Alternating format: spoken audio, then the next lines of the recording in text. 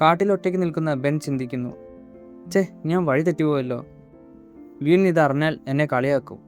പെട്ടെന്നാണ് ആകാശത്ത് വലിയൊരു തീഗോളം പ്രത്യക്ഷപ്പെടുന്നത്. അത് നേരെ ബെന്നിൻ്റെ അടുത്തേക്ക് കുതിച്ചു വരുന്നു.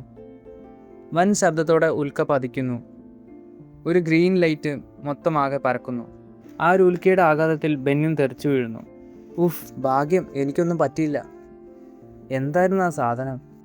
അത് വീണ് കിടക്കുന്ന ആ കുഴിയിൽ നിന്ന് ഒരു ഗ്രീൻ ലൈറ്റ് വരുന്നു. അതുപോലെ എന്തോ പവറും ബെന്നിൻ്റെ ഇടത് കൈയിലേക്ക് ആ ഗ്രീൻ എനർജി പടർന്നു പിടിക്കുന്നു. ബെൻ പേടിച്ച് നിലവിളിക്കുന്നു.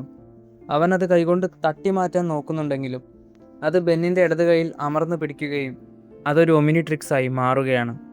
ബെന്നിനത് ഊരി മാറ്റാൻ കഴിയുന്നില്ല. വാച്ച് കയ്യിൽ ഉറച്ചതോടെ ബെന്നിൻ്റെ കയ്യിൽ ചെറിയ കൈകൾ പോലുള്ള ഗ്രീൻ എനർജി രൂപപ്പെടാൻ തുടങ്ങുന്നു.